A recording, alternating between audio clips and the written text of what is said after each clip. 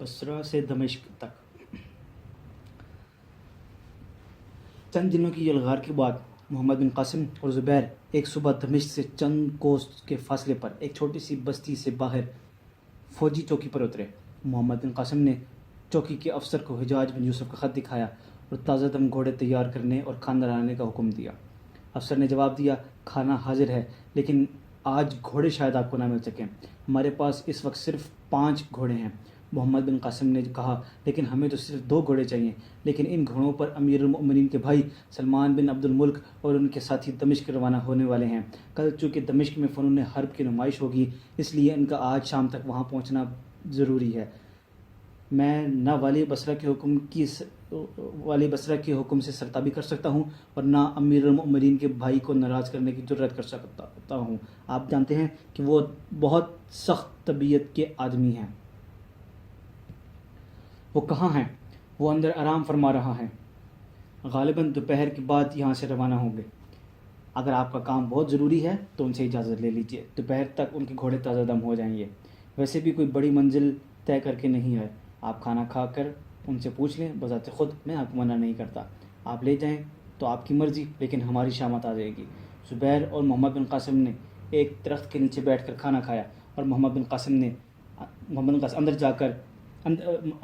قاسم اندر جانے کے ارادے سے اٹھا، لیکن زبیر نے کہا، کیا یہ ضروری ہے کہ ہم سلمان کی اجازت حاصل کریں؟ یہ گھوڑے صرف فوجی ضروریات کے لیے یہاں رکھے گئے ہیں اور سلمان سیر و تفریح کے لیے دمشق جا رہا ہے، اس سے فوجی معاملات میں رکاوٹ پیدا کرنے کا حق نہیں دیا جا سکتا۔ گھوڑے استبل میں تیار کھڑے ہیں، شہزادہ سلمان دوپہر تک آرام فرمائے گا، اس کے بعد کچھ دیر آئینہ سامنے رکھ کر اپنے خادموں سے اپنی خوبصورتی کی تعریف سنے گا، اس کے بعد اپنے اشعار کی داد لے گا، پھر اپنی نیزہ بازی اور شاہ سواری کی تعریف سنے گا۔ اس کے بعد ممکن ہے کہ شام کے وقت سپاہیوں کو حکم دے کہ گھوڑوں کی زینیں اتار دو، ہم صبح جائیں گے۔ محمد بن قاسم نے ہنستے ہوئے کہا، معلوم ہوتا ہے آپ سلمان بن عبد الملک کے متعلق بہت کچھ جانتے ہیں۔ ہاں، میں اسے اچھی طرح جانتا ہوں، عالم اسلام میں شاید اس سے زیادہ مغرور اور خود پسند آدمی کوئی نہ ہو، اس لیے میں کہتا ہوں کہ مجھے اس سے کسی اچھے جواب کی امید نہیں۔ محمد بن قاسم نے جواب دیا، مجھے صرف یہ خیال ہے کہ ہمارے چلے جانے کے بعد چوکی کے سپاہیوں کی شامت آ جائے گی، اس لیے اس سے پوچھ لینے میں کوئی حرج نہیں۔ آپ کی مرضی، لیکن آپ پوچھنے جائیں اور میں اتنی دیر میں استبل سے 2 گھوڑے کھول کر لاتا ہوں۔ محمد بن قاسم نے دروازہ کھول کر اندر جھانکا۔ سلمان اپنے ساتھیوں کے درمیان دیوار سے ٹیک لگائے بیٹھا تھا، دو خادم اس کے پاؤں دبا رہے تھے۔ محمد بن قاسم السلام علیکم کہہ کر اندر داخل ہوا۔ سلمان نے بے پرواہی سے اس کے سلام کا جواب دیتے ہوئے پوچھا، تم کون ہو؟ کیا چاہتے ہو؟ محمد بن قاسم نے اس کی ترش کلامی سے لاپرواہی ظاہر کرتے ہوئے کہا، معاف کیجیے، میں آپ کے آرام میں مخلل ہوا۔ میں آپ کو یہ بتانے آیا تھا کہ میں دمشق میں ایک ضروری پیغام لے کر جا رہا ہوں۔ جاؤ، ہم نے کب روکا ہے؟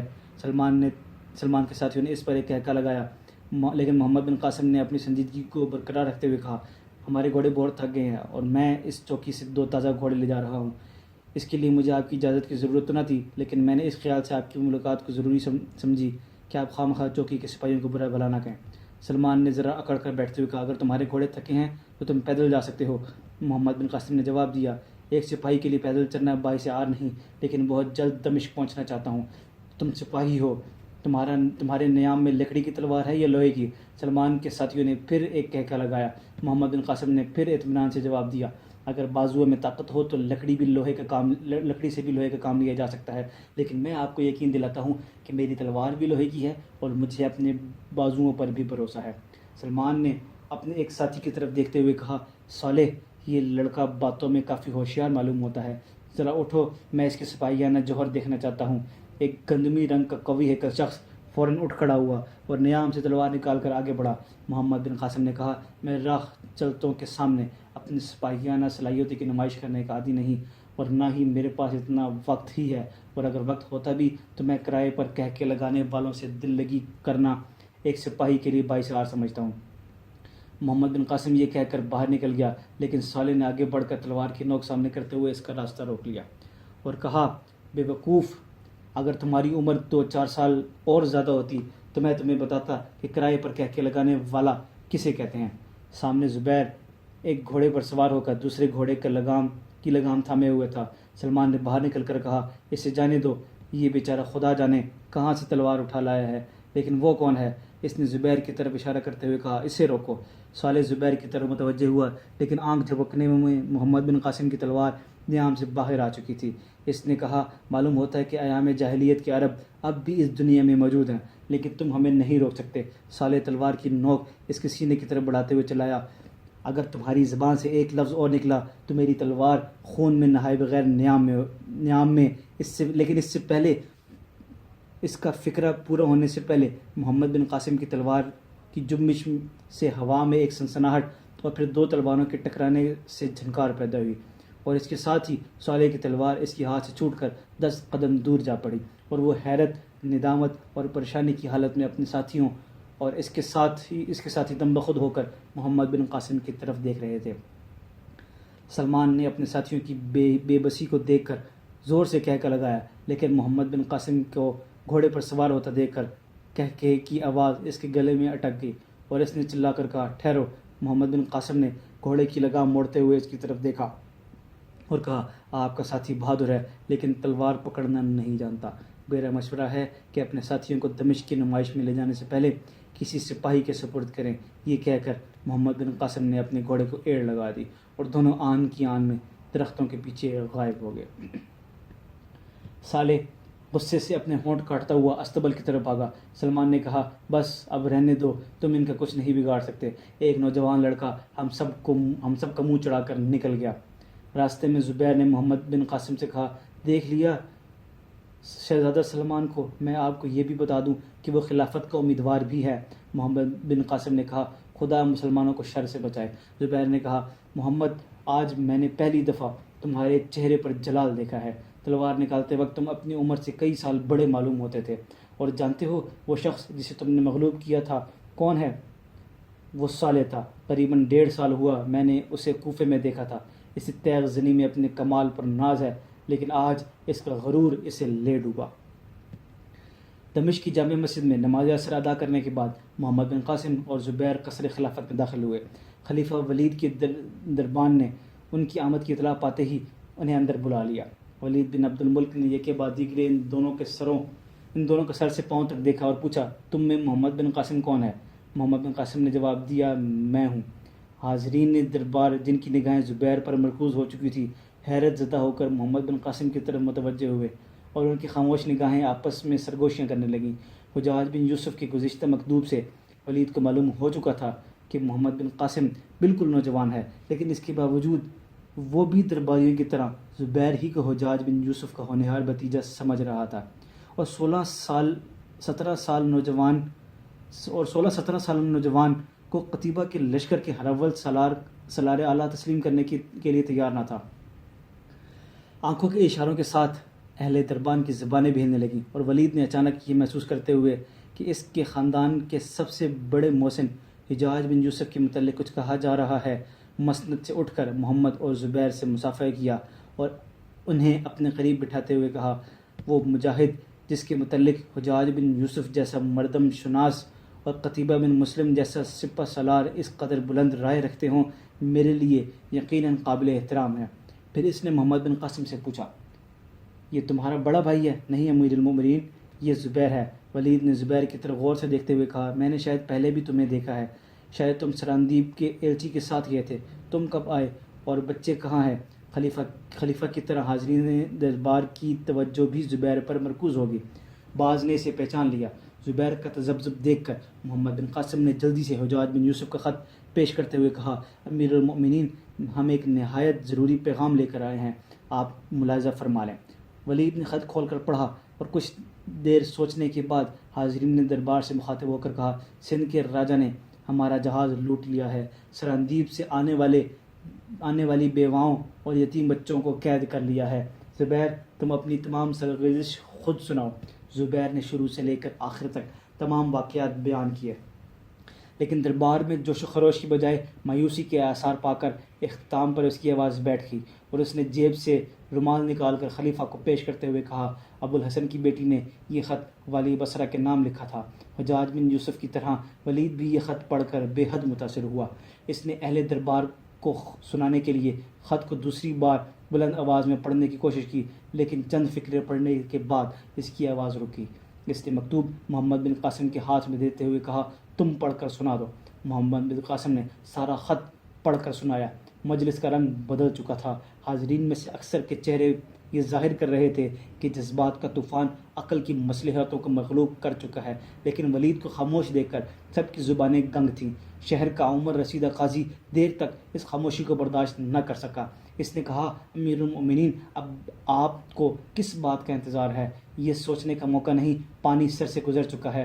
ولید نے پوچھا، آپ کی رائے کیا ہے؟ قاضی نے جواب دیا، امیر المؤمنین، فرض کے معاملے میں رائے سے کام نہیں لیا جاتا۔ رائے صرف اس وقت کام دے سکتی ہے جب سامنے دو راستے ہوں، لیکن ہمارے سامنے صرف ایک ہی راستہ ہے۔ ولید نے کہا، میں آپ سب کی رائے پوچھتا ہوں۔ ایک عہدیدار نے کہا، ہم میں سے کوئی بھی الٹے پاؤں واپس نہیں چلنا جانتا۔ ولید نے کہا، لیکن ہمارے پاس افواج کہاں ہیں؟ موسیٰ کا پیغام آ چکا ہے کہ وہ اندلس پر حملہ کرنا چاہتا ہے۔ دوسری طرف ترکستان میں عراق کی تمام افواج کو قتیبہ اپنے لیے کافی نہیں سمجھتا۔ ہمیں نیا محاذ کھولنے کے لیے یا تو ان میں سے ایک محاذ کو کمزور کرنا پڑے گا یا کچھ مدت انتظار کرنا پڑے گا۔ قاضی نے جواب دیا، امیر المؤمنین، یہ خط سننے کے بعد ہم میں سے کوئی ایسا نہیں جو انتظار کا مشورہ دے۔ اگر آپ یہ معاملہ عوام کے سامنے پیش کریں تو مجھے امید ہے کہ سندھ کی مہم کے لیے ترکستان یا افریقہ سے افواج منگوانے کی ضرورت پیش نہ آئے۔ ولید نے کہا، اگر آپ عوام کو جہاد کے لیے آمادہ کرنے کی ذمہ داری لینے کے لیے تیار ہیں تو میں ابھی اعلان جہاد کرنے کے لیے تیار ہوں۔ قاضی مذبذب سا ہو کر اپنے ساتھیوں کی طرف دیکھنے لگا۔ ولید نے کہا، میں عوام سے مایوس نہیں، مجھے صرف یہ شکایت ہے کہ ہمارا اہل الرائے طبقہ خود غرض اور خود پسند ہو چکا ہے۔ آپ جانتے ہیں کہ جب موسیٰ بن نصیر نے افریقہ میں پیش قدمی کی تھی تو اونچے طبقے کے کئی آدمیوں نے ہماری مخالفت کی تھی۔ جب قتیبہ نے مرو پر حملہ کیا تھا تو میرے اپنے ہی بھائی سلمان نے مخالفت کی تھی، اور یہ ہماری اور بدقسمتی ہے کہ بااثر طبقے میں جو لوگ مخلص ہیں وہ کاہل اور تن آسان ہیں اور گھروں میں بیٹھے روئے زمین پر غلبہ اسلام کے لیے اپنی نیک دعاؤں کو کافی سمجھتے ہیں۔ اگر آپ سب عوام تک پہنچنے کی کوشش کریں تو چند دنوں میں ایک ایسی فوج تیار ہو سکتی ہے جو نہ صرف سندھ بلکہ تمام دنیا کی تسخیر کے لیے کافی ہو۔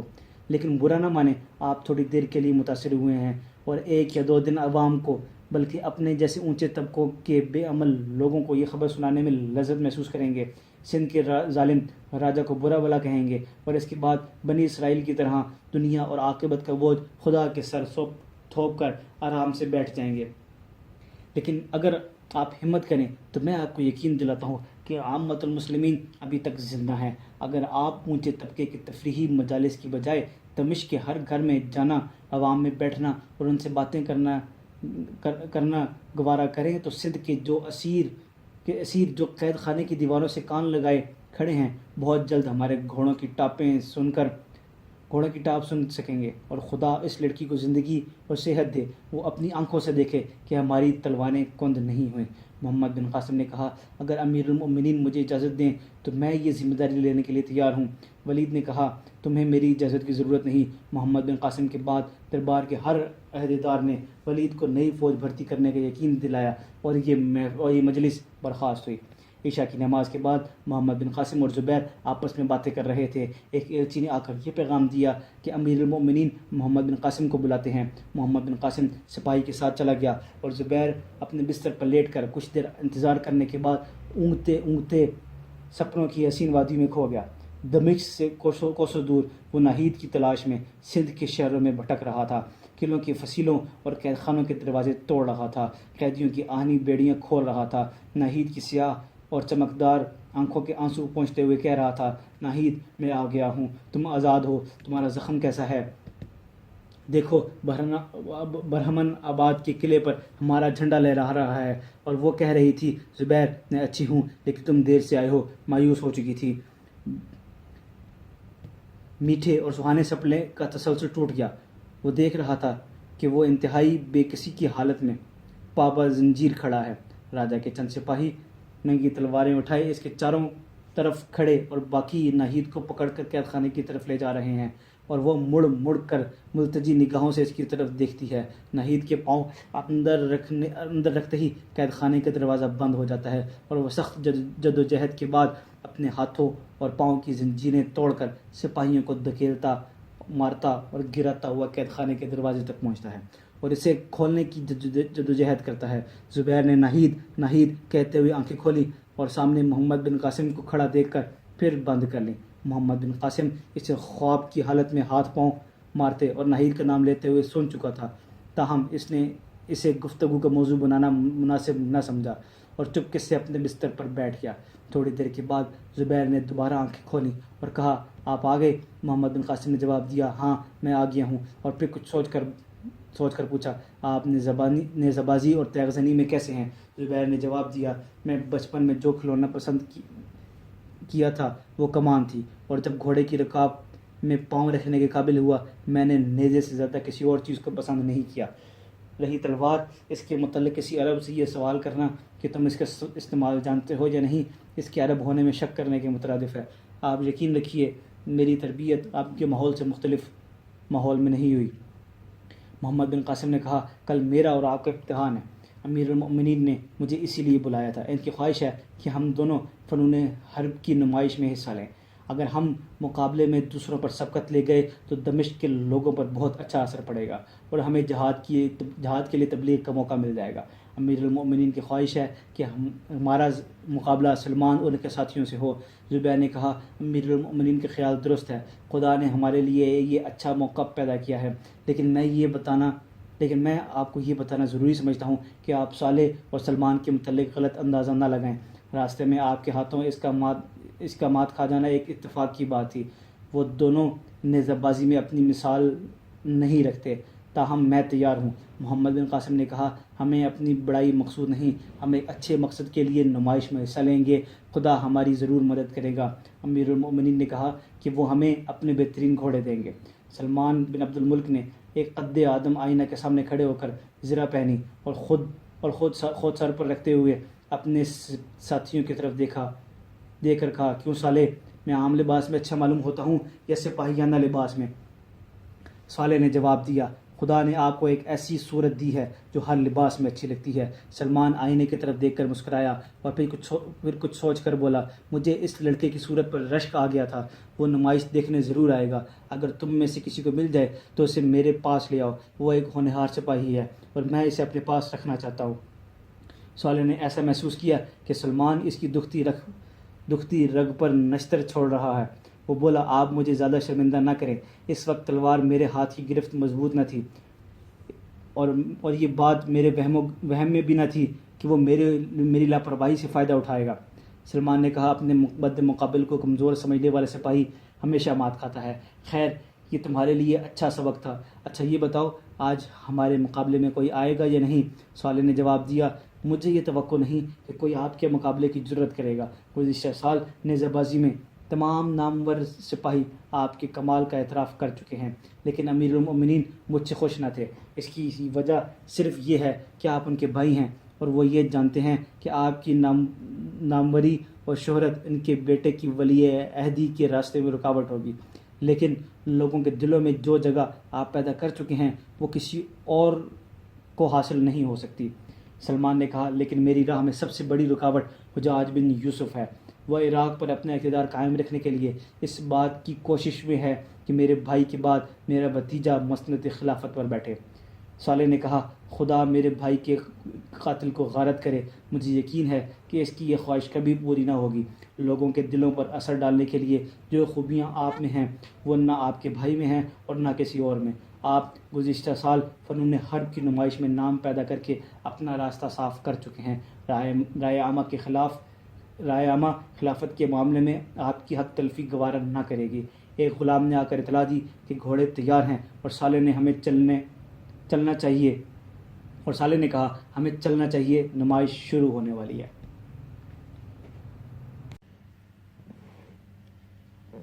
سپاہی اور شہزادہ۔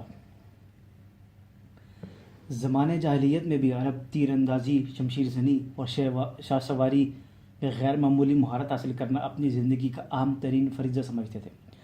سرداری، عزت، شہرت اور ناموری کا سب سے بڑا معیار یہی تھا۔ صحرا نشینوں کی محفل میں سب سے بڑا شاعر اسے تسلیم کیا جاتا تھا جو تیروں کی سنسناہٹ اور تلواروں کی جھنکار کا بہترین تصور پیش کر سکتا ہو، جسے اپنے صبا رفتار گھوڑے کے سموں کی آواز کسی صحرائی دوشیزہ کے کہکہوں سے زیادہ متاثر کر سکتی ہو، جس کے لیے دور سے محبوبہ کے محمل ارد گرد اور گرد و غبار میں اٹے ہوئے شاہ سواروں کی جھلک یکساں طور پر جاذب نگاہ ہو۔ اسلام نے عربوں کو انفرادی شجاعت کو صالحین کی ناقابل تسخیر قوت میں تبدیل کر دیا۔ روم و ایران کی جنگوں کے ساتھ ساتھ عربوں کے فنون حرب میں اضافہ ہوتا گیا۔ خالد اعظم کے زمانے میں صف بندی اور نقل و حرکت کے پرانے طریقوں میں کئی تبدیلیاں ہوئیں۔ عربوں میں زرہ پہننے کا رواج پہلے بھی تھا، لیکن روم کی جنگوں کے دوران زرہیں اور خود سپاہیانہ لباس کا اہم ترین جزو بن گئے۔ قلعہ بند شہروں کے طویل محاصروں کے دوران کسی ایسے آلے کی ضرورت محسوس کی گئی جو پتھر کی دیوار کو توڑ سکتا ہو، اور اس ضرورت کے احساس منجنیق کی ایجاد کا باعث ہوا۔ یہ ایک لکڑی کا آلہ تھا جس کے بھاری پتھر کافی دور سے پھینکے جا سکتے تھے۔ اس کی بدولت حملہ آور افواج قلعہ بند تیر اندازوں کی زد سے محفوظ ہو کر شہر پناہ پر پتھر برسا سکتی تھی۔ اس کا تخیل کمان سے اخذ کیا گیا تھا، لیکن چند سالوں میں آلات حرب کے ماہرین کی کوششوں نے اسے ایک نہایت اہم آلہ بنا دیا تھا۔ قلعہ بند شہروں کی تسخیر کے لیے دوسری چیز جسے عربوں نے بہت زیادہ رواج دیا دبابہ تھی۔ یہ لکڑی کا ایک چھوٹا سا قلعہ تھا جس کے نیچے پہیے لگائے جاتے تھے۔ چند سپاہی لکڑی کے تختوں کی آڑ میں بیٹھ جاتے اور چند اسے دھکیل کر شہر کی فصیل کے ساتھ لگا دیتے۔ پیادہ سپاہی اس کی پناہ میں آگے بڑھتے اور اس سے سیڑھی کا کام لے کر فصیل پر چڑھ جاتے۔ کھلے میدان میں پیادہ فوج کی طرح عرب سوار بھی ابتدا میں تلوار کو نیزے پر ترجیح دینے کے عادی تھے، لیکن آہن پوش سپاہیوں کے مقابلے میں انہوں نے نیزے کی اہمیت کو زیادہ محسوس کیا، اور چند سالوں میں عرب کے طول و عرض میں تیر اندازی اور تیغ زنی کی طرح نیزہ بازی کا رواج بھی عام ہو گیا۔ شام کے وقت مسلمان روم کی قربت کی وجہ سے زیادہ متاثر تھے، اور یہاں نیزہ بازی کو آہستہ آہستہ تیغ زنی پر ترجیح دی جانے لگی۔ عرب گھوڑے اور سوار دنیا بھر میں مشہور تھے، اس لیے دوسرے فنون کی طرح نیزہ بازی میں بھی وہ ہمسایہ ممالک پر سبقت لے گئے۔ دمشق کے باہر ایک کھلے میدان میں تقریباً ہر روز نیزہ بازی کی مشق کی جاتی تھی۔ نیزہ بازی میں یونان کے قدیم رواج مقبولیت حاصل کر رہا تھا۔ ہمت افزائی کرنے والے زرہ پوش شاہ سوار کچھ فاصلے پر ایک دوسرے کے سامنے کھڑے ہو جاتے۔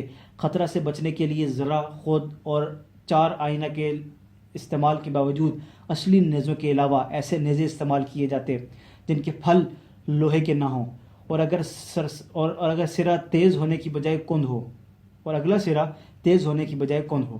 سالس درمیان میں جھنڈی لے کر کھڑا ہو جاتا، اور اس کے اشارے پر یہ سوار گھوڑوں کی پوری رفتار سے دوڑاتے ہوئے ایک دوسرے پر حملہ آور ہوتے۔ جو سوار اپنے مقابل کی زد سے بچ کر اسے ضرب لگانے میں کامیاب ہوتا، وہ بازی جیت جاتا۔ مات کھانے والے سوار کند نیزے کے دباؤ کی وجہ سے اپنا توازن کھو کر گھوڑے سے گر پڑتا اور تماشائیوں کے لیے سامان تزئین بن جاتا۔ اس سال حسب معمول فنون حرب کی نمائش میں حصہ لینے کے لیے بہت سے لوگ دور دور سے آئے تھے۔ ایک وسیع میدان کے چاروں طرف تماشائیوں کا ہجوم تھا۔ ولید بن عبد الملک ایک کرسی پر رونق افروز تھا، اس کے دائیں بائیں دربار خلافت کے بڑے بڑے عہدیدار بیٹھے تھے۔ دوسری طرف تماشائیوں کی قطار کے آگے سلمان بن عبد الملک اپنے چند عقیدت مندوں کے درمیان بیٹھا تھا۔ نمائش شروع ہوئی۔ اسلحہ جات کے ماہرین نے منجنیق اور دبابوں کے جدید نمونے پیش کر کے انعامات حاصل کیے۔ تیر اندازوں اور شمشیر زرین کے ماہرین نے اپنے اپنے کمالات دکھائے اور تماشائیوں سے داد تحسین حاصل کیے۔ سلمان کے 3 ساتھی تیر اندازی کے مقابلے میں شریک ہوئے، اور ان میں سے ایک دوسرے درجے کا بہترین تیر انداز مانا گیا۔ اس کا دوسرا ساتھی صالح تلوار کے مقابلے میں یک کے بعد دیگر دمشق کے 5 مشہور پہلوانوں کو نیچا دکھا کر اس بات کا منتظر تھا کہ امیر المؤمنین اسے بلا کر اپنے قریب کرسی دیں، لیکن ایک نوجوان نے اچانک میدان میں آ کر اسے مقابلے کی دعوت دی، اور ایک طویل اور سخت مقابلے کے بعد اس کی تلوار چھین لی۔ یہ نوجوان زبیر تھا۔ تماشائی آگے بڑھ کر صالح کو مغلوب کرنے والے نوجوان کی صورت دیکھنے اور اس سے مصافحہ کرنے میں گرم جوشی دکھا رہے تھے، اور صالح غصے اور ندامت کی حالت میں اپنے ہونٹ کاٹ رہا تھا۔ ولید اٹھ کر آگے بڑھا اور زبیر سے مصافحہ کرتے ہوئے اسے مبارکباد دی، اور پھر صالح کی طرف متوجہ ہوا۔ صالح، اگر تم غصے میں نہ آ جاتے تو شاید مغلوب نہ ہوتے۔ بہر صورت میں اس نوجوان کی طرح تمہیں بھی انعام کا حقدار سمجھتا ہوں۔ سب سے آخر میں نیزہ بازی شروع ہوئی۔ کئی مقابلوں کے بعد 8 بہترین نیزہ باز منتخب کیے گئے، اور آخری مقابلہ شروع ہوا۔ جو مقابلہ کرنے والوں کی تعداد گھٹتی جاتی تھی، داد و تحسین میں گلا پھاڑنے والے تماشائیوں کے جوش و خروش میں اضافہ ہوتا جاتا تھا۔ بالآخر ایک طرف ایک اور دوسری طرف 2 نیزہ باز رہ گئے۔ تنہا رہ جانے والے سوار نے یکے بعد دیگرے اپنے دونوں مخالفین کو گرا کر اپنا خود اتارا، اور عوام اسے پہچان کر زیادہ جوش و خروش کے ساتھ تحسین و آفرین کے نعرے بلند کرنے لگے۔ یہ نوجوان ایک یونانی نو مسلم تھا اور اس کا نام ایوب تھا۔ ایوب نے فاتحانہ انداز میں اپنا نیزہ بلند کرتے ہوئے اکھاڑے میں چاروں طرف ایک چکر لگایا، اور اس کے بعد پھر میدان میں آ کر کھڑا ہوا۔ نقیب نے آواز دی، کوئی ہے جو اس نوجوان کے مقابلے میں آنا چاہتا ہو؟ عوام کی نظریں سلمان بن عبد الملک پر مرکوز ہو چکی تھیں۔ سلمان نے سر پر خود رکھتے ہوئے اٹھ کر ایک حبشی غلام کو اشارہ کیا جو پاس ہی ایک خوبصورت مشکی گھوڑے کی باگ تھامے کھڑا تھا۔ غلام نے گھوڑا آگے کیا اور سلمان اس پر سوار ہو گیا۔ سورج کی روشنی میں سلمان کی زرہ چمک رہی تھی اور ہلکی ہلکی ہوا میں اس کے خود کے اوپر سبز ریشم کے تاروں کا پھندا لہرا رہا تھا۔ سلمان اور ایوب ایک دوسرے کے مقابلے میں کھڑے ہو گئے اور عوام دم بخود ہو کر ثالث کی جھنڈی کے اشارہ کا انتظار کر رہے تھے۔ ثالث نے جھنڈی ہلائی اور ایک طرف کھڑا ہو گیا۔ سوار رفتار گھوڑے ایک دوسرے کی طرف بڑھے۔ سوار نے ایک دوسرے کے قریب پہنچ کر خود بچنے اور دوسرے کو ضرب لگانے کی کوشش کی۔ سلمان مقابلے میں آنے سے پہلے اپنے مد مقابل کے تمام داؤ دیکھ کر ان سے بچنے کے طریقے سوچ چکا تھا۔ چنانچہ ایوب کا وار خالی گیا اور سلمان کا نیزہ اس کے خود پر ایک کاری ضرب کا نشان چھوڑ گیا۔ ثالث نے سلمان کی فتح کا اعلان کیا۔ ولید نے اٹھ کر اپنے بھائی کو مبارکباد دی اور ایوب کی حوصلہ افزائی کی۔ سلمان نے خود اتار کر فاتحانہ انداز میں تماشائیوں کی طرف نگاہ دوڑائی اور حسب معمول اکھاڑے کا چکر لگا کر پھر میدان میں آ کھڑا ہوا۔ نقیب نے 3 بار آواز دی، کوئی ہے جو سلمان بن عبد الملک کے مقابلے کی ہمت ہے؟ لیکن لوگوں کو اس سے پہلے ہی یقین ہو چکا تھا کہ اب کھیل ختم ہو چکا ہے، اور وہ امیر المؤمنین کے اٹھنے کا انتظار کر رہے تھے۔ لیکن ان کی حیرت کی کوئی انتہا نہ رہی جب سفید گھوڑے پر ایک سوار نیزہ ہاتھ میں لیے میدان میں آ کھڑا ہوا۔ تماشائیوں کی حیرانی اس بات پر نہ تھی کہ ایک نیزہ باز سلمان بن عبد الملک کو مقابلے کی دعوت دے رہا تھا، بلکہ وہ اس بات پر ششدر تھے کہ اجنبی سوار کے جسم پر ذرہ نہ تھی اور نہ چار آئینہ۔ وہ سیاہ رنگ کا چست لباس پہنے ہوئے تھا، سر پر خود کی بجائے سفید امامہ تھا اور آنکھوں کے سوا باقی چہرے پر سیاہ نقاب تھا۔ ذرا کے بغیر صرف وہ لوگ ایسے مقابلوں میں حصہ لیتے ہیں جنہیں اپنے حریف کی کمتری کا پورا یقین ہو، لیکن سلمان اس دن کا ہیرو تھا اور لوگ سلمان کے مقابلے کے لیے ذرا اور خود کے بغیر میدان میں آنے والے سوار کی بہادری سے متاثر ہونے کی بجائے اس کی دماغی حالت کے صحیح ہونے میں شک کر رہے تھے۔ ولید اور زبیر کے سوا یہ کسی کو معلوم نہ تھا کہ یہ کون ہے، لیکن اس کی اس جرات پر ولید بھی پریشان تھا۔ اس نے آہستہ سے زبیر کے کان میں کہا، یہ محمد بن قاسم ہے یا کوئی اور؟ زبیر نے جواب دیا، امیر المؤمنین یہ وہی ہے، لیکن وہ سلمان کو کیا سمجھتا ہے؟ اگر اس کی پسلیاں لوہے کی نہیں تو مجھے ڈر ہے کہ لکڑی کا کون سرا بھی اس کے لیے نیزے کی نوک سے کم خطرناک ثابت نہ ہوگا۔ تم جاؤ اور اسے بلا کر سمجھاؤ۔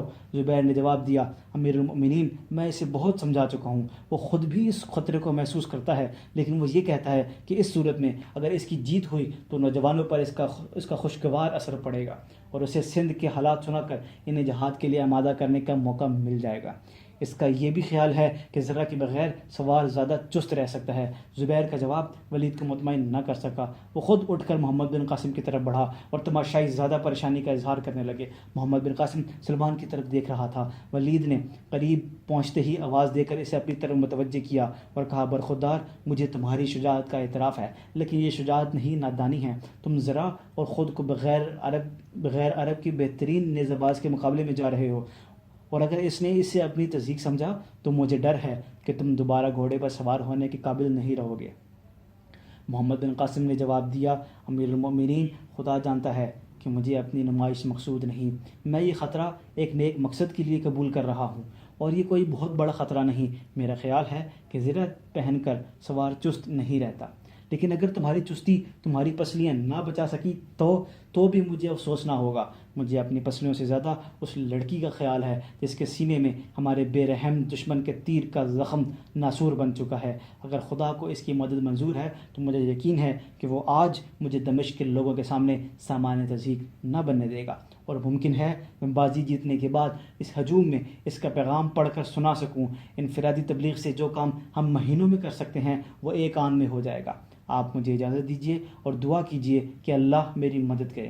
ولید نے کہا لیکن تم کم از کم سر پر خود تو رکھ لیتے۔ محمد بن قاسم نے جواب دیا آپ برا نہ مانیں، جو سپاہی نیزے کا وار سر پر رکھتا ہے اس کے متعلق کوئی اچھی رائے نہیں دی جا سکتی، میرے لیے یہ امامہ کافی ہے۔ ولید نے کہا بیٹا اگر آج تم سلمان پر سبقت لے گئے تو انشاءاللہ سندھ پر حملہ کرنے والی فوج کا جھنڈا تمہارے ہاتھ میں ہوگا۔ ولید واپس مڑا اور راستے میں نقیب کو کچھ سمجھانے کے بعد اپنی کرسی پر بیٹھ گیا۔ دوسری طرف سلمان کے گرد چند تماشائی کھڑے تھے۔ صالح نے آگے بڑھ کر سلمان کو اپنی طرف متوجہ کرنے کے لیے کہا امیر المؤمنین آپ کو نیچے دکھانا چاہتے ہیں، آپ ہوشیاری سے کام لیں۔ سلمان نے پوچھا لیکن وہ سر پھرا ہے کون؟ مجھے نہیں معلوم، لیکن وہ کوئی بھی ہو مجھے یقین ہے کہ وہ پھر گھوڑے پر سوار نہیں ہوگا۔ نقیب نے آواز دی حاضرین اب سلمان بن عبد الملک اور محمد بن قاسم کا مقابلہ ہوگا۔ سیاہ پوش نوجوان کی عمر 17 سال سے کم ہے۔ تماشائی اور زیادہ حیران ہو کر سیاہ پوش نوجوان کی طرف دیکھنے لگے۔ صالح سے جھنڈی ہلائی اور نیزہ باز پوری رفتار سے ایک دوسرے کی زد سے بچ کر نکل گئے اور عوام نے ایک پرجوش نعرہ بلند کیا۔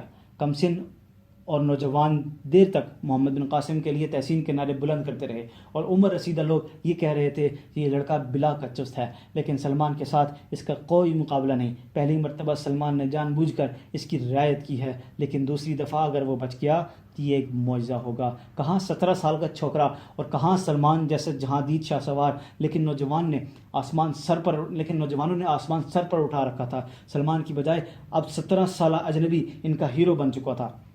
وہ کسی کی زبان سے ایک حرف بھی برداشت کرنے کے لیے تیار نہ تھے۔ بعض تماشائی تکرار سے ہاتھا پائی تک اتر آئے۔ رواج کے مطابق نیزہ بازوں کو دوسرا موقع دیا گیا اور دونوں پھر ایک دوسرے کے مقابلے میں کھڑے ہو گئے۔ بچے اور نوجوان بھاگ بھاگ کر اس طرف جا رہے تھے جس طرف ان کا کمسن ہیرو کھڑا تھا۔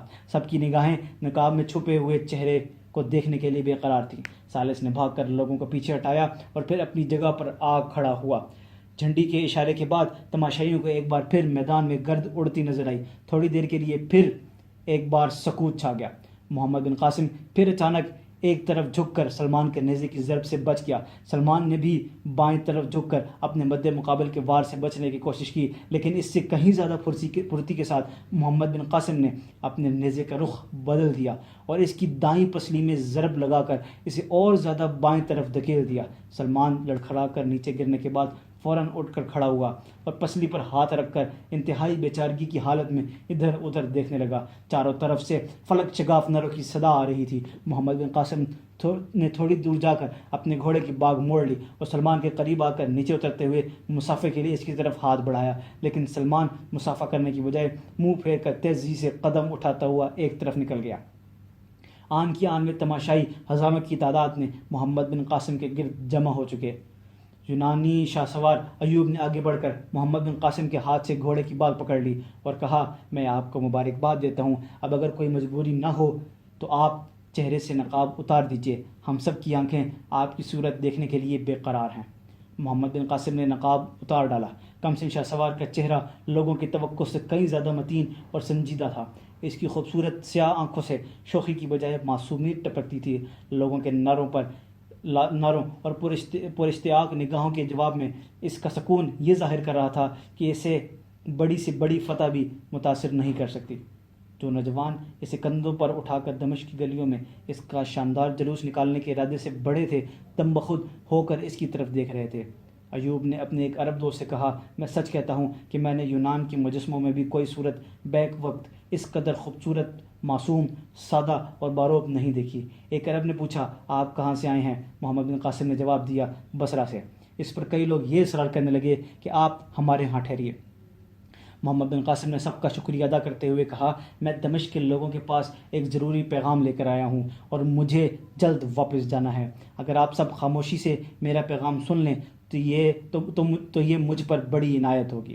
لوگ اب بہت زیادہ تعداد میں محمد بن قاسم کے گرد جمع ہو رہے تھے۔ ولید بن عبد الملک عہدیداروں کی جماعت کے ہمراہ آگے بڑھا۔ لوگ امیر المؤمنین کو دیکھ کر ادھر ادھر ہٹ گئے۔ ولید نے محمد بن قاسم کے قریب پہنچ کر کہا میرے خیال میں یہ تمہارے لیے بہترین موقع ہے، تم گھوڑے پر سوار ہو جاؤ تاکہ سب لوگ تمہاری صورت دیکھ سکیں۔ محمد بن قاسم گھوڑے پر سوار ہو گیا۔ مجمع میں کانوں کان ایک سرے سے دوسرے سرے تک یہ خبر پہنچ گئی کہ یہ سیاہ پوش نوجوان کوئی اہم خبر سنانا چاہتا ہے۔ اور وہ لوگ جو اگلی قطاروں میں تھے یک کے بعد دیگری زمین پر بیٹھ رہے تھے۔ محمد بن قاسم نے مختصراً الفاظ میں سراندیب کے مسلمان بیواؤں اور یتیم بچوں کی المناک داستان بیان کی۔ اس کے بعد زبیر نے رومال لے کر ناہید کا مکتوب پڑھ کر سنایا۔ بیواؤں اور یتیم بچوں کی سرگزشت سننے کے بعد عوام کے دلوں پر ناہید کے مکتوب کے الفاظ تیر و نشتر کا کام کر رہے تھے۔ مکتوب سنانے کے بعد محمد بن قاسم نے رومال زبیر کو واپس دیتے ہوئے بلند آواز میں کہا، فدایان اسلام، میں تم میں سے اکثر کی آنکھوں میں آنسو دیکھ رہا ہوں، لیکن یاد رکھو ستم رسیدہ انسانیت کے دامن پر ظلم کی سیاہی کے دھبے آنسوؤں سے نہیں خون سے دھوئے جاتے ہیں۔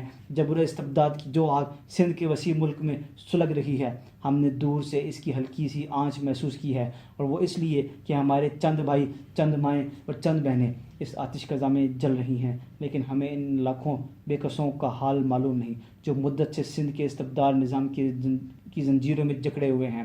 یہ تیر جو ایک مسلمان لڑکی کے جسم میں پیوست ہو، ان کی لاکھوں تیروں میں سے ایک تھا، جس کی مشق سندھ کے مغرور اور جابر حکمران اپنی بے کس رعایا کے سینوں پر کرتا ہے۔ آج سندھ میں اگر ہماری بہنیں اور بھائی قید خانے کی تاریک کوٹری میں مجاہدین اسلام کے گھوڑوں کی ٹاپ سننے کی منتظر ہیں، آج اگر وہ اللہ اکبر کے نعروں کا انتظار کر رہے ہیں جن میں اب بھی دیور کے قلعے کے مضبوط دیواروں پر زلزلہ طاری کر دینے کی قوت موجود ہے، تو مجھے یقین ہے کہ سندھ کے عوام جو برسوں سے ظلم و استبداد کی آگ میں جل رہے ہیں، افق مغرب سے رحمت کی ان گھٹاؤں کے منتظر ہیں جو آج سے کئی برس پہلے آتش کدہ ایران کو ٹھنڈا کر چکی ہیں۔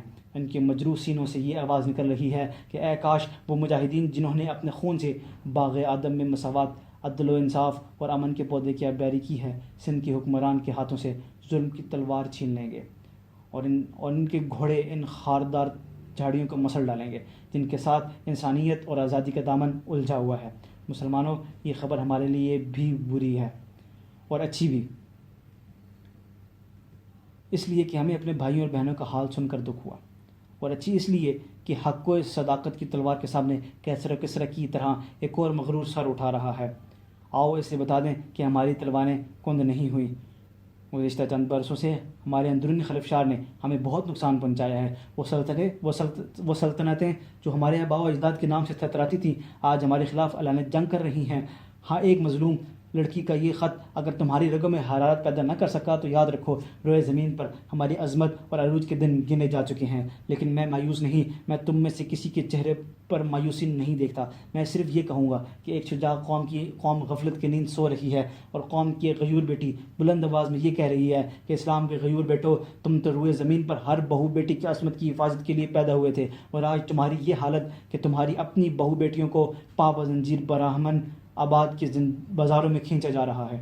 عوام جذبات سے مغلوب ہو کر ولید بن عبد الملک کی طرف دیکھ رہے تھے۔ ایک معمر شخص نے آگے بڑھ کر کہا، اگر ہم سے پہلے یہ خبر امیر المؤمنین تک پہنچ چکی ہے تو ہم حیران ہیں کہ انہوں نے ابھی تک سندھ کے خلاف اعلان جہاد کیوں نہیں کیا۔ ہجوم آتش فضا پہاڑ کی طرح بھرا بیٹھا تھا، چاروں طرف جہاد کے فلک شگاف نعرے گونجنے لگے۔ محمد بن قاسم نے دونوں ہاتھ بلند کرتے ہوئے لوگوں کو خاموش کیا اور پھر اپنی تقریر شروع کی۔ میرے مخالف وہ لوگ نہیں جو ایک ہنگامی جوش کے باعث چند نعرے لگا کر خاموش ہو جاتے ہیں۔ زندہ قومیں نعرے بلند کرنے سے پہلے اپنی تلواریں بے نیام کر کے میدان میں کود جاتی ہیں۔ تم دمشق میں چند نعرے لگا کر ان نگاہوں کو تشفی نہیں کر سکتے جو یہاں سے ہزاروں میل دور تمہاری تلواروں کی چمک دیکھنے کے لیے بے قرار ہیں۔ امیر المؤمنین کو اپنی ذمہ داری کا احساس ہے، لیکن انہوں نے ابھی تک تمہارے نعرے سنے نہیں ہیں۔ کاش ان نعروں کے ساتھ وہ تلواریں بھی نیام سے باہر آنے کے لیے بے قرار ہوتی جن کی نوک کے ساتھ تمہارے آباء و اجداد سطوت اسلام کی داستان لکھ کر گئے ہیں۔ میں دیکھنا چاہتا ہوں کہ قادسیہ اور اجنادین کے مجاہدوں کی اولاد میں زندگی کی کوئی رمق باقی ہے یا نہیں۔ اس میں شک نہیں کہ ہماری تمام افواج ترکستان اور افریقہ کے میدانوں میں مصروف جہاد ہیں، لیکن تم میں سے کون ایسا ہے جو تلوار کا استعمال نہیں جانتا؟ اگر ہمت کریں تو ہم سندھ کے میدانوں میں یرموک اور دمشق کی یاد پھر زندہ کر سکتے ہیں۔ آج تم کو اپنے آباء و اجداد کی طرح یہ ثابت کرنا ہے کہ ضرورت کے وقت ہر مسلمان سپاہی بن سکتا ہے۔ اب تمہاری تلواریں دیکھ کر میں امیر المؤمنین سے اعلان جہاد کی درخواست کرتا ہوں۔ محمد بن قاسم گھوڑے سے اتر پڑا۔ اس کی تقریر کے اختتام تک کئی بوڑھے اور نوجوان تلواریں بلند کر چکے تھے۔ ایک 10 سال کا لڑکا سخت جدوجہد کے بعد لوگوں کو ادھر ادھر ہٹاتا ہوا آگے بڑھا اور ولید کے قریب جا کر بولا، امیر المؤمنین، کیا مجھے بھی جہاد پر جانے کی اجازت ہوگی؟ مجھے معلوم نہ تھا، ورنہ میں تلوار لے کر آتا، لیکن میں ابھی لے آتا ہوں، انہیں آپ تھوڑی دیر رکیں۔ ولید نے پیار سے اس کے سر پر ہاتھ رکھتے ہوئے کہا، تمہیں ابھی چند سال اور انتظار کرنا پڑے گا۔ لڑکا دل برداشتہ ہو کر محمد بن قاسم کے قریب آ کر کھڑا ہو گیا۔ ولید کے اشارے پر ایک شخص ایک کرسی اٹھا لایا اور اس نے کرسی پر کھڑے ہو کر کہا، اس نوجوان کی تقریر کے بعد مجھے کچھ کہنے کی ضرورت نہیں۔ خدا کا شکر ہے کہ تمہاری غیرت زندہ ہے۔ میں سندھ کے خلاف اعلان کا جہاد کرتا ہوں۔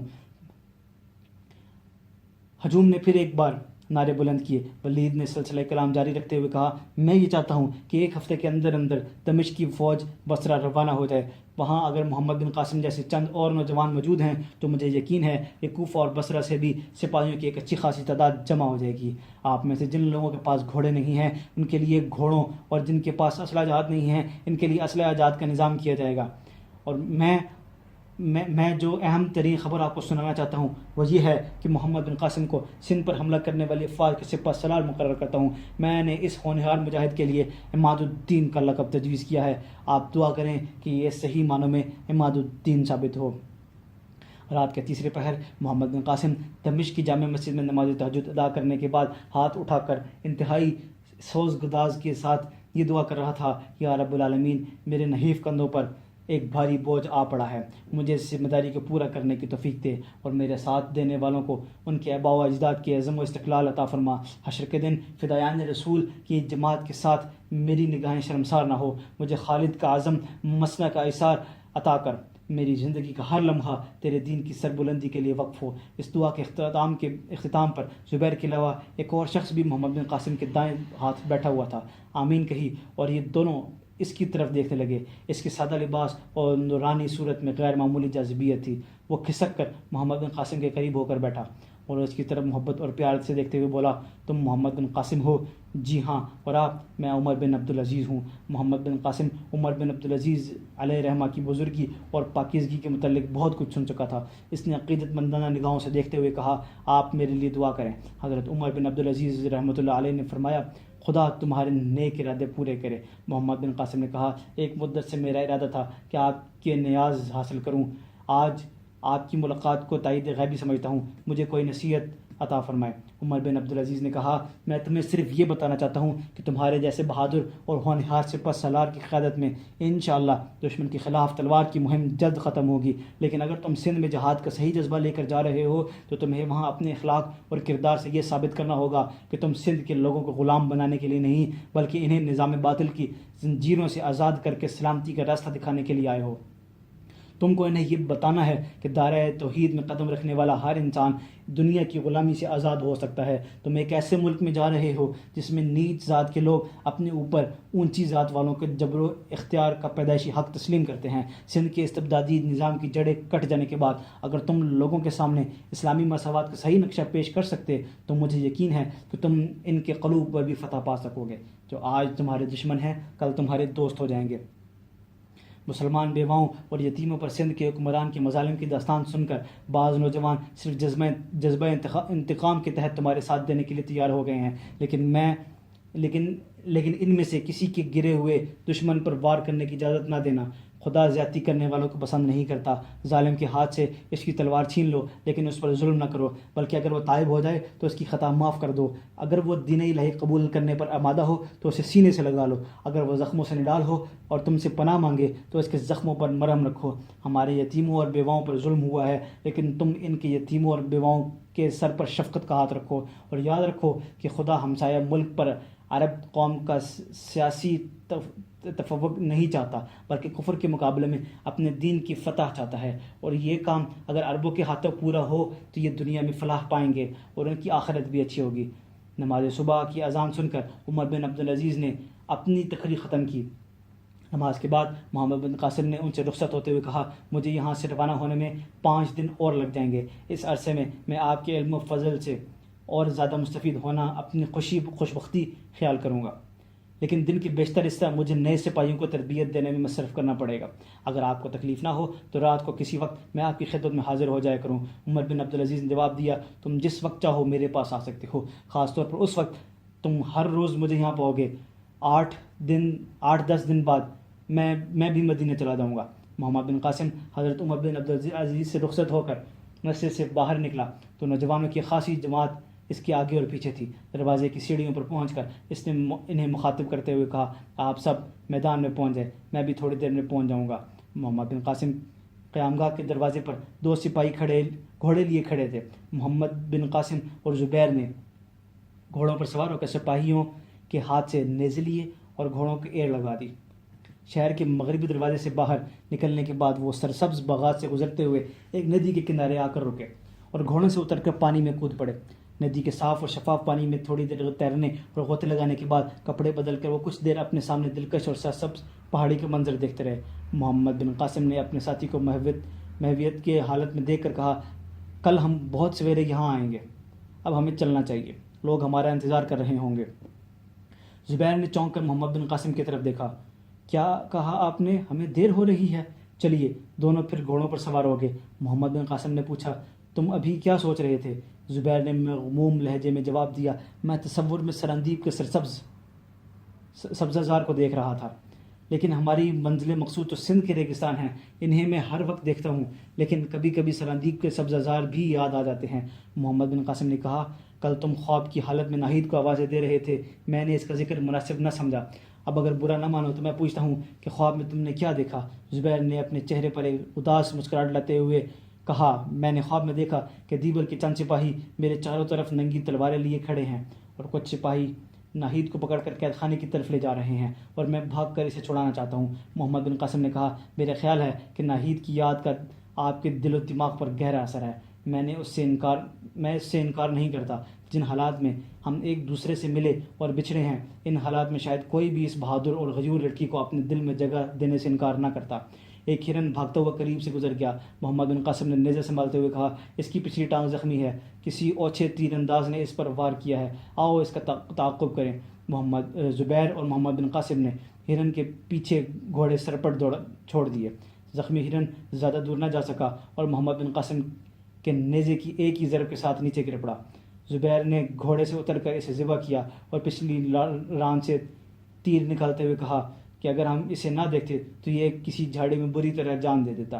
چند سوار درختوں کی آڑ سے نمودار ہوئے اور محمد بن قاسم نے ان میں سے سلمان کو پہچانتے ہوئے کہا، ارے یہ تو ہمارے پرانے دوست ہیں۔ سلمان نے قریب پہنچ کر اپنے گھوڑے کی باگ کھینچی اور کہا، یہ شکار ہمارا ہے۔